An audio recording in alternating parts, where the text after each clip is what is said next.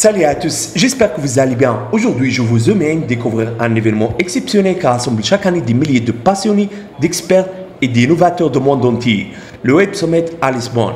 Franchement, c'est un lieu à part où se rencontrent les technologies les plus avancées, les idées les plus audacieuses et une ambiance électrique qui donne envie de plonger au cœur de l'innovation. Ce qui m'a marqué dès mon arrivée, c'est l'architecture ultra-moderne et la taille impressionnante du lieu. On y trouve des espaces parfaitement organisés pour accueillir des conférences passionnantes, des ateliers intéressants et surtout des expositions où des entreprises de toute taille dévoilent leurs créations et leurs projets futuristes. L'ambiance, elle, est juste incroyable. Des gens venus des quatre coins du globe, des échanges qui fusent dans toutes les langues et une énergie qui montre à quel point la tech connecte les esprits et les idées. Croyez-moi, vous allez adorer découvrir tout ce que cet événement unique a à offrir. Alors installez-vous bien parce qu'on part ensemble à la découverte du Web Summit. C'est parti. Le Web Summit a démarré en force cette année avec plus de 71 528 participants venant de 153 pays. Ce chiffre impressionnant montre à quel point cet événement est incontournable dans le monde de la tech. L'espace d'exposition était à son maximum avec 3050 entreprises, 1066 investisseurs et 935 intervenants, sans oublier les 2005 médias présents pour couvrir l'événement. Une chose que j'ai vraiment trouvé inspirante cette année, c'est la mise en avant des femmes dans la tech. 44% des startups présentes ont été fondées par des femmes, un record. C'est une preuve que l'industrie évolue vers plus de diversité et d'inclusion. Je trouve ça génial car cela montre que tout le monde peut réussir, peu importe d'où on vient.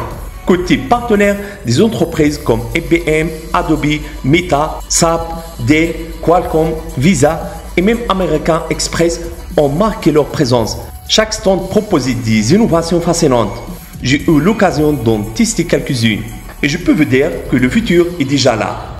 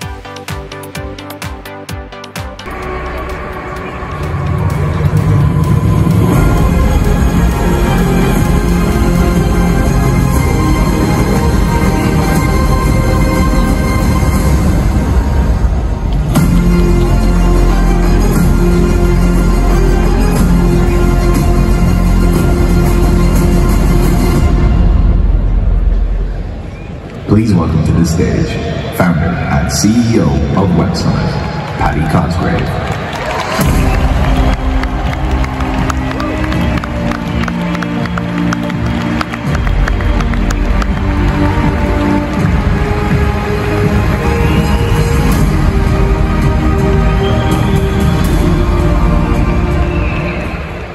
Wow, you're very welcome to Web Summit. It's really great to be back here.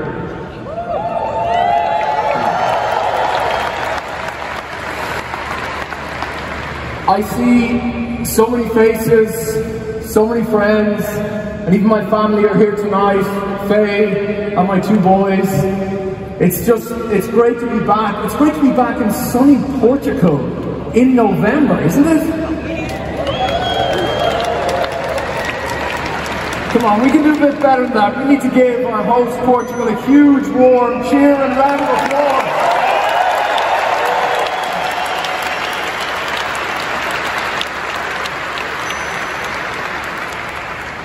Welcome also to all the startups who've traveled from every corner of the globe. We have the largest number of startups ever exhibiting across our venue over the coming 3 days.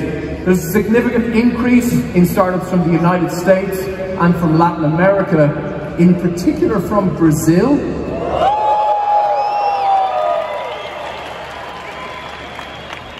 Come on, Brazil, you're like the loudest motherfuckers ever. Let's do that again. Can I hear you, Brazil?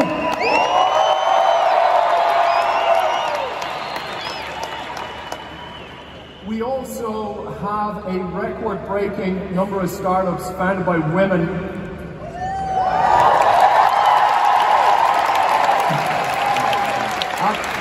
44% of the nearly 3,000 startups exhibiting over the next 3 days are female founded, which is absolutely stunning.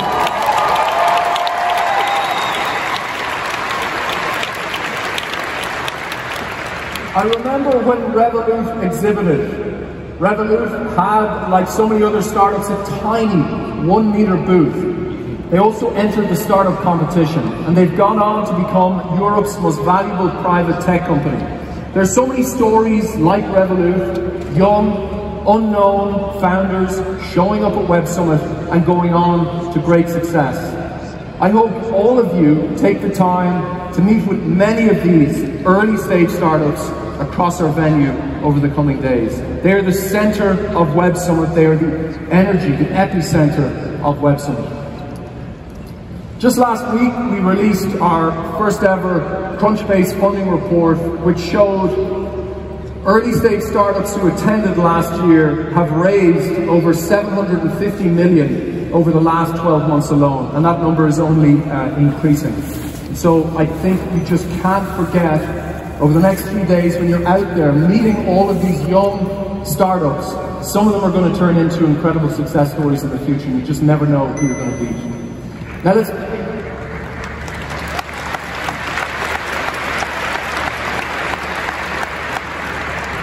Now let's talk about meetups. We've had the most significant changes to Web Summit in more than a decade for this year's edition, and it's all about meetups. At Web Summit, we want to help you connect with the communities and groups that matter to you. It starts with the mobile app, with our mobile app. Meetups by day and by night now sit at the center of your experience at Web Summit. There are hundreds of highly curated meetups. Many will be recommended to you depending on your interests. In my case, I've been invited to a meetup for CEOs from Dublin this Thursday, and on Thursday afternoon, as an example, I'm going not to a robotics meetup, but to a robotics in manufacturing meetup, a niche of a niche. The group looks amazing, and we have a huge variety of meetups just for you. Many are entirely open, and you can find them on our mobile app. Making small meetups the core of Web Summit is, in my view, one of the biggest changes we've made in a decade. I think it's important to reiterate that Web Summit is about you, and this week, Lisbon is home to the world's largest gathering of startups, of nerds, of crazy people. Look around you, you're surrounded by incredible people. So in keeping with Web Summit tradition, I'm inviting you all to stand up and introduce yourselves to 3 people nearby. This is the magic of Web Summit. You really never know who you're going to be sitting beside. Are we ready? Let's all stand up. Come on, here we go.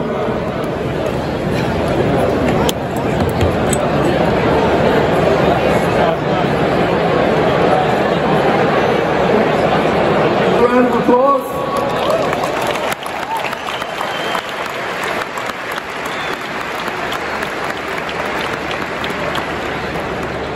Change, both uplifting and challenging, is picking up speed like never before. Technology continues to impact everything we once held certain about work, society, economics, politics, and life itself on this planet. These are just some of the themes that will animate discussions across more than 20 stages over the next 3 days. But tonight, we have an amazing show. And so to open Web Summit, please welcome a great friend of mine and a wonderful human from the city of Lisbon, Mayor Carlos Modas.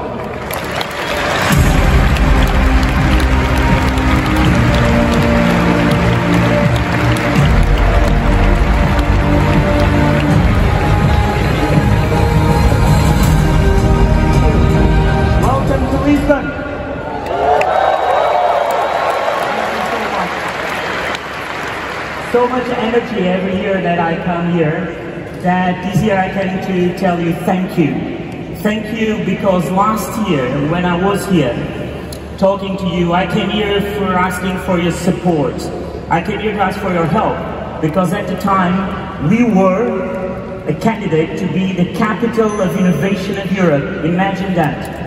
And I asked you, please help me to achieve that dream.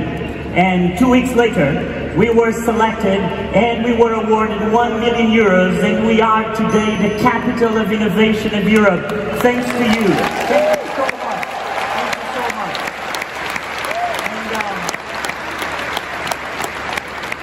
And you know, the story of Lisbon, to get to the point of being the capital of innovation of Europe, is a little bit like the story of so many of you. Right? It's a story of belief, it's the story of discipline, and it's the story of audacity. Belief because when we said that we wanted to be that capital of innovation, no one believed in us. No one believed that we could make it. Some said to me, no, Lisbon is too small. Someone said, no, Lisbon is too far from the big tech centers of Europe. And some called me a fool. But each time my team was working on that application to be the capital of innovation, and people were criticizing, what I told them is use that criticism to work harder. So get up every morning and work harder. And that's what they did. They worked harder every day to achieve on that application the dream of that unicorn factory. And so that's a little bit like you. When people tell you that you should not believe or you should not do what you really feel in your gut, please transform that into a strength. That criticism becomes a strength. And then there was audacity, because you know, when you look at Portugal, a country that at the time when we started the application had around 7 unicorn companies, and we wanted to dream bigger, and we were not afraid of dreaming bigger. We said to ourselves, we can have more unicorns. We can have unicorns from all over the world. I don't care if they're Portuguese or not. They want me to get them to Lisbon. They want to come to Lisbon, and I have to convince them to come to Lisbon. And that's what we did, with that audacity of not having or being afraid. And I think that you can relate to this, because that's what your life is about. It's about that belief, it's about that discipline every day, and it's about getting there. And so 3 years later of this adventure, we have 14 unicorn companies that are based and have offices in our city. Yes, they are here because we believe, because we had the audacity to convince them to set up an office. They started some with 10 people, now they have 300 people. We have more than 70 companies that joined those companies and announced more than 14,000 jobs in Lisbon. That's what happened in 3 years. Not just small or scale-ups. We had McKinsey & Company to opening a center of talent with 700 people. We had Deloitte building a tech campus with another 2,500 people. We have that in Lisbon because we believed. And tomorrow I'm opening the unicorn factory for AI of Microsoft in Lisbon. Do you believe that? Yes, we are doing it, and we're very happy, and it's thanks to you. But you know, there's something that I wanted to give you as a message, because I've been working in innovation for the past 15 years of my life. I'm an engineer. And you know, this is about creating jobs. And innovation is about jobs. And we created these 14,000 jobs. But then how do you keep innovation at the top? And I think there's just one solution to be at the top. Is that you invest in social welfare. You cannot have a city that does not invest in social welfare and is good at innovation. Because if you have social friction, then you destroy innovation. And so that's why, you know, we focus on that, because innovation has to be sustainable. That's why today in Lisbon, you know, all the people that are young and the elderly people, they don't take public transportation. That's because of that. That's why today in Lisbon, 12% of our population lives in municipal housing at affordable prices, and we are investing more 560 million for more units and more housing for people.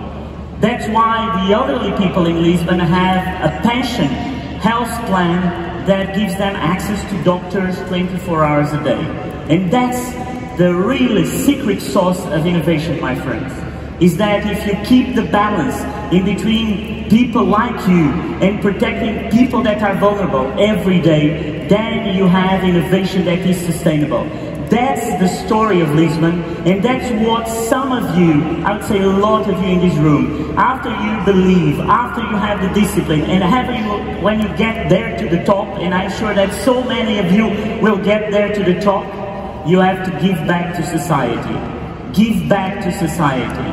If you don't do that, then there's no innovation that is sustainable. So keep it up, enjoy the city, and let's make the city a social innovation, a sustainable innovation, helping people to get better. So thank you very much and enjoy the ride. Thank you, Paddy. Thank you, Mayor. It is now my honour to invite the Prime Minister of Portugal, Luís Montenegro, to join us.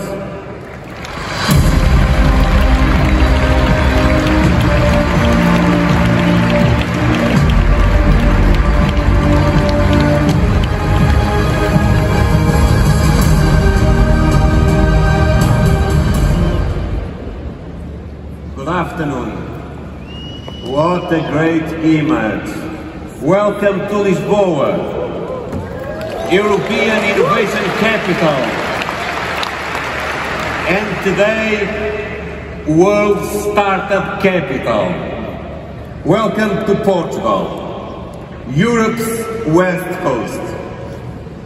500 years ago, the Portuguese navigated throughout the world, departing from Lisbon. Today, we want those who charter and navigate to digital and artificial intelligence world to discover Portugal. I will now turn to the Portuguese language. In the end, you will understand why. Caras e caros amigos, caro Pedro e caro Carlos, aqui em Portugal, em qualquer altura do ano, qualquer um de vós pode estar, pode fazer surf ou mountain bike, ao nascer do sol, ao final da tarde, e reforçar a inspiração, seja para um dia de trabalho no início do dia, seja para gozarem o descanso no final de um dia de trabalho. Somos um país com muita qualidade de vida, onde se podem e devem inspirar para poder criar inovação e tornar a nossa sociedade mais desenvolvida, aproveitando também a inspiração destes 9 séculos de história desta grande nação. Uma história muitas vezes disruptiva, uma história carregada de cultura, de tradição e sempre com foco na inovação, na descoberta, na conquista. Aqui podem beneficiar de uma excelente localização geográfica e podem também aproveitar este local para fazer a ponte entre a Europa, a América e a África. Isto permite, de resto, uma conectividade especial, concretizada seja nos cabos marítimos que unem as nossas comunicações e a internet, seja porque aqui podem também desfrutar de fontes de energia renovável. Aqui encontrarão um ambiente multicultural, aqui encontrarão séculos de história de respeito pela diversidade e sempre com o foco no ecossistema da inovação. Tem aqui um espaço para poder desenvolver todo o vosso talento, com uma relação com o talento português, mas aproveitando, como disse agora o nosso Presidente da Câmara, o talento que vem de todo lado. E podem também aproveitar um crescente e vibrante conjunto de pessoas e entidades, uma comunidade internacional que aqui traz o seu venture capitalism e muito daquilo que são as tecnologias associadas ao capital humano e a sua utilização. Aqui tem também um governo que está empenhado em poder aproveitar este triângulo virtuoso entre a ciência, o capital humano e o capital financeiro e o empreendedorismo. Um país que quer passar a ciência, o conhecimento, speed and scale are key words. Queremos que as startups aqui nasçam, tenham aqui o seu scale-up e se tornem grandes empresas. Estamos a traduzir essa visão nas nossas políticas públicas. Lançámos um ambicioso programa para acelerar a economia, estamos a baixar os impostos para as pessoas e para as empresas, declarámos guerra à burocracia, queremos atrair e reter o talento mais.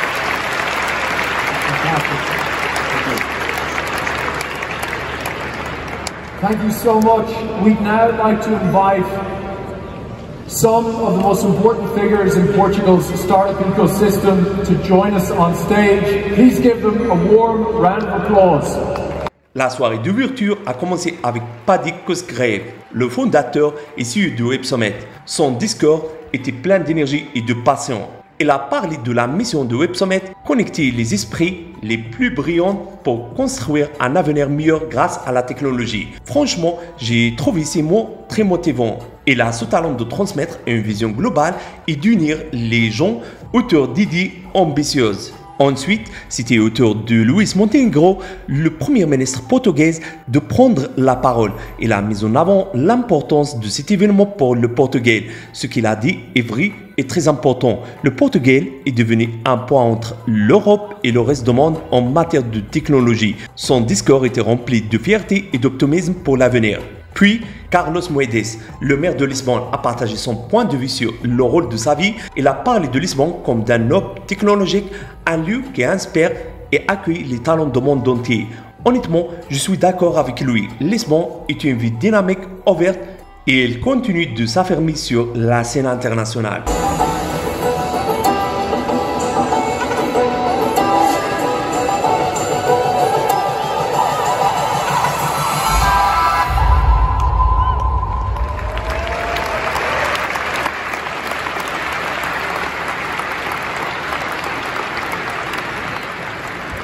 If I can invite the Mayor, Prime Minister, Minister for Economy to step forward, please, and a number of others.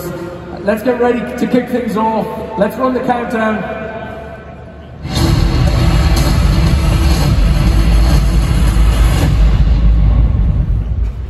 Yo.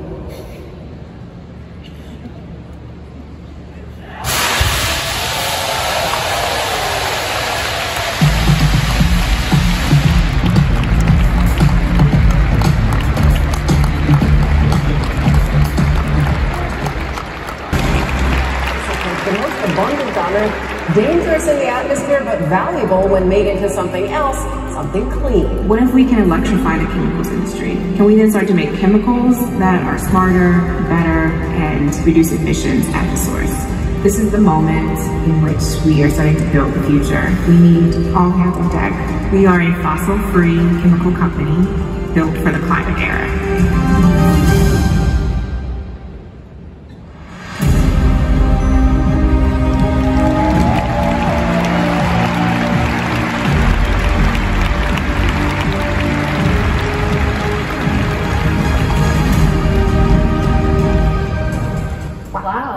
What a crowd. Yes, from all around the world. So amazing to hear all these stories.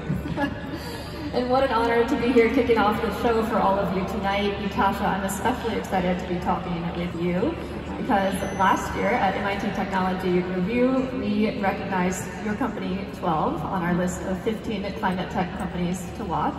So we've been keeping up with your progress. And tonight we're going to talk about what you've done since then, raised a lot of money, and what's next for 12. But first, let's start at the beginning. So Etosha, can you just tell us, why do we need a new way to produce jet fuel? Clearly we need to reduce emissions from aviation, but why not use biofuels or electrify all these airplanes and have them run on renewable electricity? Yeah, I love that question, because at the heart of it is like, why transform carbon? Why continue to use the same molecules that we use already?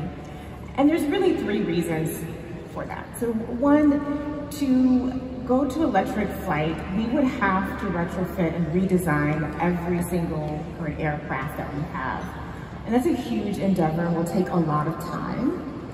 And secondly, we want to do this now. We have a feeling of urgency of wanting to decarbonize a very hard to decarbonize industry, which is aviation. And so right now, our fuel, which we delivered our first set of fuel under a US Air Force contract in 2021, that fuel could be dropped in immediately into an airplane. It already had regulation clearance, and we could immediately decarb flight and reduce emissions by up to 90%. So that speed and urgency is there when you ask the question, like, what if instead of electrifying the plane, you can instead electrify the fuel? And third, we see hydrocarbon fuels as fuels for the long haul. When I think about this optimistic future where we have cleaned up our atmosphere, our grandchildren are waking up and they're going to school and they're ordering their flying car, a flying taxi, and one family is getting in that car and flying to school or to work. I see that car, that short haul, small vehicle, as being electric.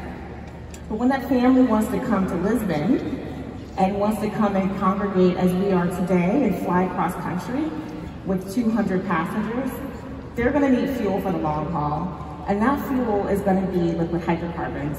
Unless we can change the laws of physics, we know that liquid hydrocarbons are the most energy dense fuel out there, and we need that for long haul flight. And with biofuels are great. They have paved the way for sustainable aviation flight in general. But it really comes down to resources. So with our fuel, we can use up to 500 times less land and up to 100 times less water to make a fuel that can, again, decarbonize flight up to 90% per gallon. Wow. So how did you arrive at this idea that air itself could be transformed into jet fuel as well as so many other kinds of chemicals? Yeah, when I was a graduate... Un autre moment fort a été la présentation de Etosha Cave, cofondatrice de Nouvelles. Elle a parlé de sa technologie révolutionnaire qui transforme le CO2 et l'eau en carburant. Franchement, c'est fascinant de voir comment la science peut résoudre des problèmes environnementaux majeurs. Ce que j'ai aimé, c'est qu'il a expliqué son projet de manière simple et accessible, ce qui prouve qu'il maîtrise parfaitement son sujet.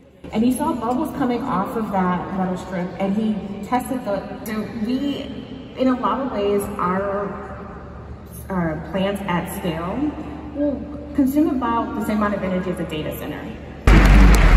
Videos correcting elections, job losses, increase the gap between rich and poor. The upsides are tremendous. I'm beyond excited to cure cancer. It's all climate change. AI is the most profound technology, more profound than fire and electricity. Alan Turing predicted the default outcome is machines take control. The machines take control.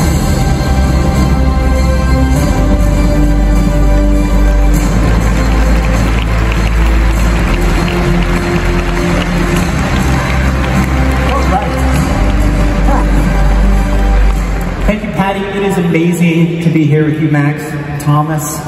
What I love about this conversation is both these guys are very values aligned with this crowd. open source, power to the people, probably respect and like their work a lot, and yet I suspect that one of you might think the other's work is going to destroy all of humanity. So, let's get into it. Max, I want to start with you. Just sort of set the table. How comprehensible will the world of 10 years be? Will it be compared to today, like what today is like 10 years ago? Or like what today is compared to 50 years ago, 100 years ago? How fast is this happening? You know, from my perspective as a hardcore nerd, the professor has been doing AI research at MIT for many, many years. I really don't like this question, what will happen?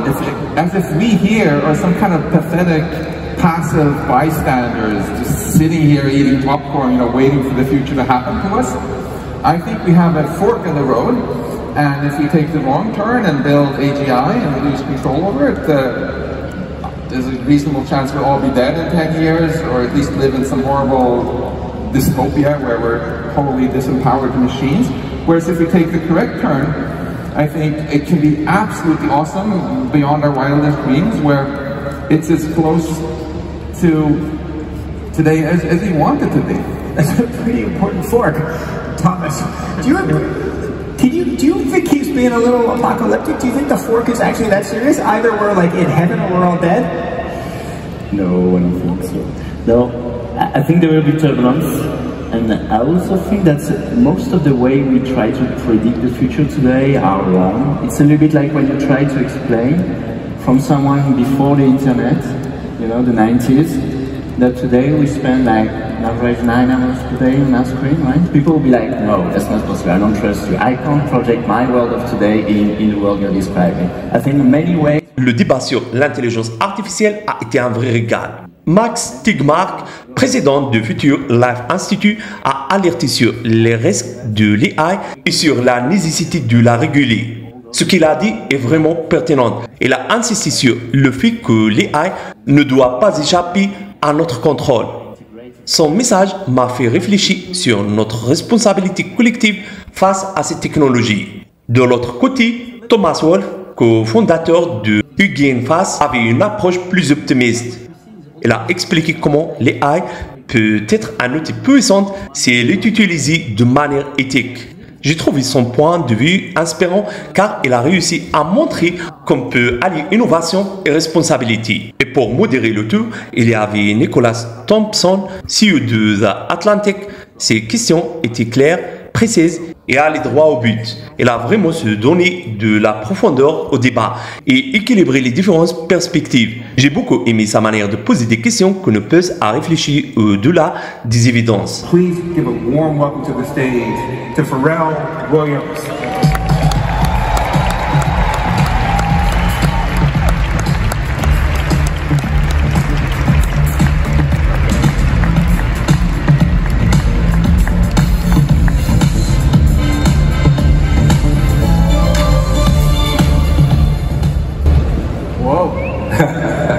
Welcome.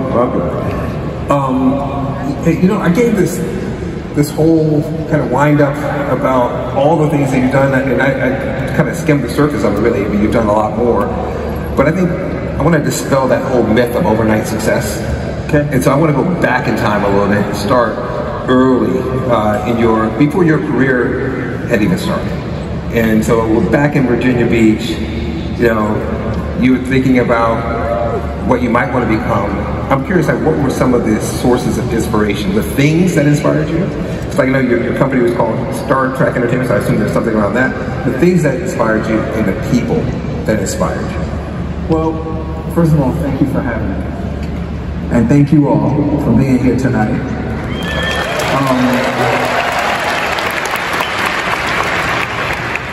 I really wish that I had some amazing poetic, symbolic origin story.